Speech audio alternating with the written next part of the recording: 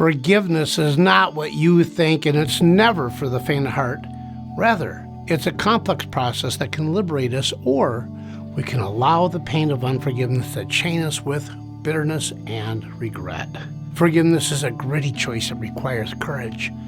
Let's discover what exactly does forgiveness mean and not mean. First and foremost, forgiveness is never a free pass for someone to keep hurting us, nor does it mean that we have to excuse or tolerate their transgressions. Forgiveness does not require forgetting, nor does it require that we have to trust or reconcile with the person who hurt us. Forgiveness doesn't even imply that we have to be happy about a situation, nor does it release the offender from legal accountability. Given this huge list of what forgiveness is not, what exactly is forgiveness, and why is it so hard for us? How do we forgive so that we can truly be free of the pain of offense? Well, to begin, let's get real and personal for you and your situation. I want you to think right now about the person who has hurt or offended you.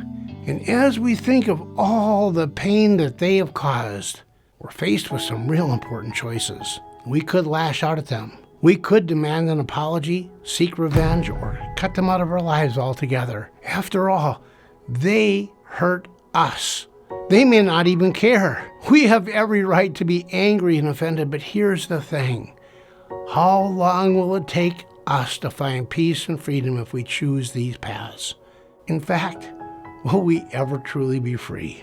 And that's exactly why we're here, because we want freedom. We want freedom from all this anger, hurt, and turmoil. Now, to begin to understand what forgiveness really means, let's go to a story that Jesus told about a servant who owed the king 10,000 bags of gold.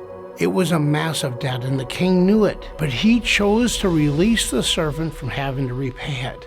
Now, one of the main points that Jesus made in this story was that true forgiveness is really a matter of justice, and justice is something that we get to decide on. Justice starts by first determining what exactly someone owes us. In other words, we count the cost. Once we know what's owed us, that's when we can choose to release someone from their debt. Here's the secret that so many people miss.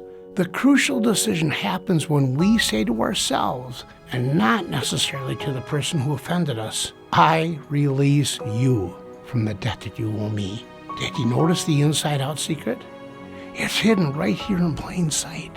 When we release someone from a debt that they owe us, we're really releasing ourselves from our need to recover what's owed us. When our own need to be repaid is gone, we ourselves are the ones who are truly set free.